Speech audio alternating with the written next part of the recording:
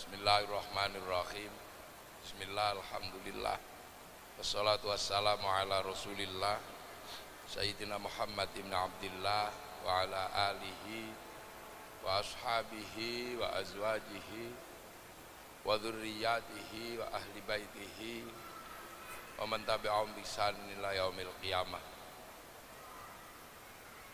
Para alim, para ulama, para kiai, wabil khusus Rais Am Jam'iyah Nahdlatul Ulama Sohibul Fadilah wa Sa'adah Yai Miftahul Akhyar. Lah kita ini asuhannya siapa?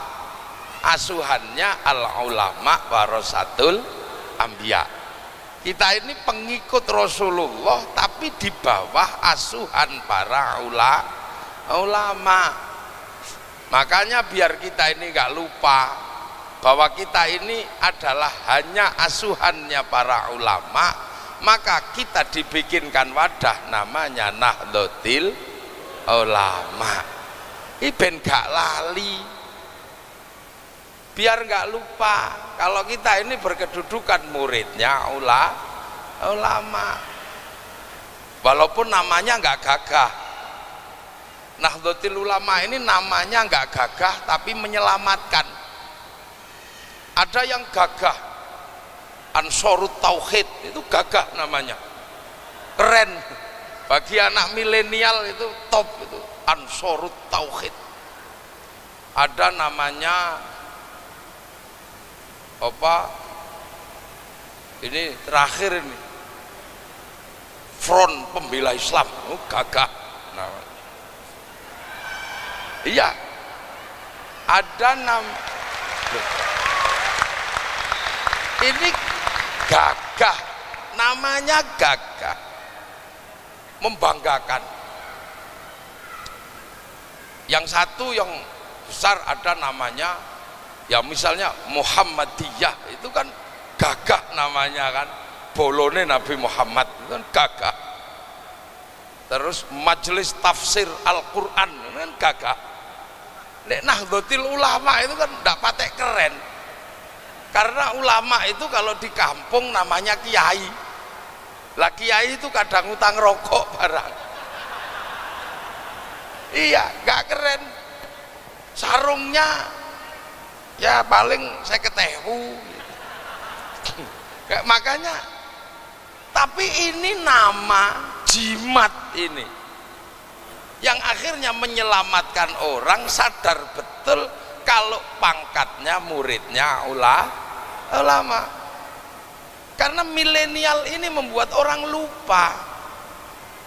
Sekarang banyak orang di generasinya ulama tapi nggak mau dimong sama ulama, langsung minta diasuh sama Sahih Bukhari Muslim ini yang ini. Iya kan, langsung. Karena milenial itu cepatnya luar biasa.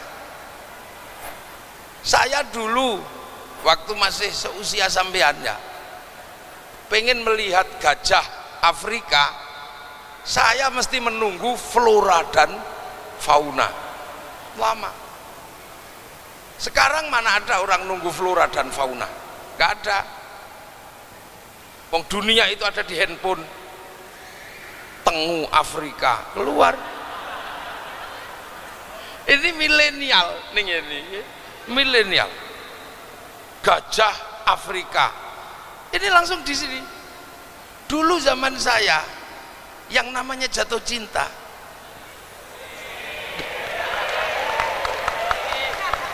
itu menyakitkan.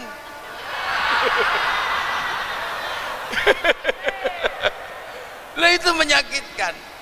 Menulis surat cinta, kertasnya warnanya pink, baunya wangi, terus ditulis kirim ke pos, seminggu berdebar-debar. Ini zaman saya, Dek, aku tahu engkau di sana. Aja guyu toh. Ini sekedar contoh milenial dan bukan ini. Saya bukan produk milenial tapi ngalami milenial. Dek, aku tahu kau di sana ada dalam penjara suci. Anu neng ini kalau bahasa Inggrisnya itu di holy prison. Oh, di penjara suci. Loh ya, jarak yang jauh tidak memungkinkan kita untuk bertemu, tapi aku yakin kerinduan kita hari ini kita berada di bawah sinar rembulan yang sama. Terus dikirim ke pos, terus berdebar-debar sampai lihat cagak itu seperti lihat wajahnya.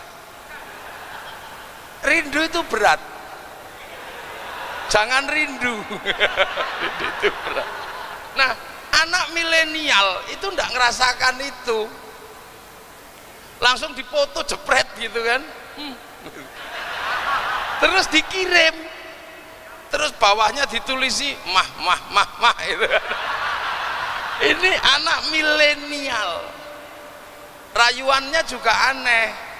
Kalau zaman saya rayuannya, Dek, wajahmu seperti purnama. Anak milenial nggak mengenal itu. Dek, kenapa Mas? Apakah bapakmu sipir penjara? Kenapa?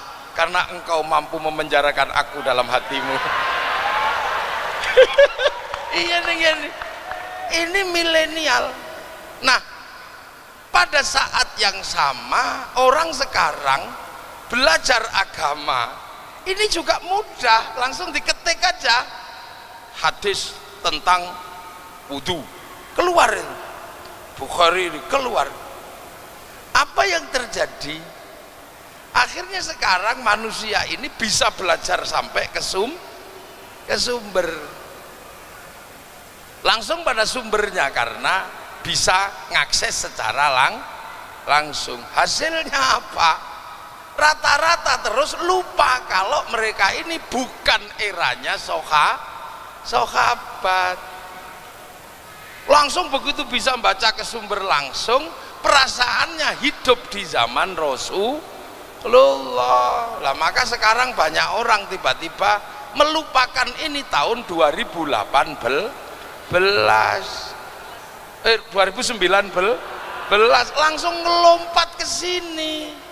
Makanya banyak yang konslet, kejauhan ini ngelompatnya.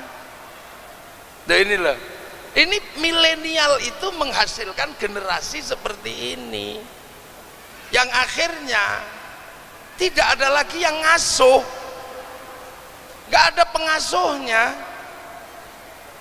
Kita dulu ngaji di depan kiai ada yang ngasuh, dapat ilmu, dapat akhlak. Sekarang nggak ada pengasuhnya, yang ngasuh adalah dunia virtual. Iya, milenial langsung dunia virtual, langsung diasuh sama Syekhul Googli, langsung diasuh di sini. Maka orang mengalami kehilangan 4 lompatan hermeneutika. Nah, ini tak saudara kiai milenial itu. Orang mengalami kehilangan 4 lompatan hermeneutika. Hermeneutika 1, Rasulullah itu mengalami fase namanya real life, kenyataan hidup. Yang tahu ya Rasulullah dan para sahabat. Kemudian mengalami lompatan kedua namanya narasi, cerita. Nah, setelah itu ngelompat ke hermeneutika 3 namanya historiografi, penulisan. Nah, keempat namanya ideologi. Ini fase sebenarnya adalah fase sudah dalam dunia keyakinan. Begitu orang ini ngelompat ke sini karena ketemu dengan sumber cerita langsung, dia lupa bahwa ada yang hilang. Makanya jangan salahkan kalau akhir-akhir ini NU agak sedikit kerepotan. Kenapa kerepotan? NU mengajarkan pendidikan keagamaan dengan caranya ulama, orang milenial pengen langsung belajar sesuai dengan yang ada di sumber.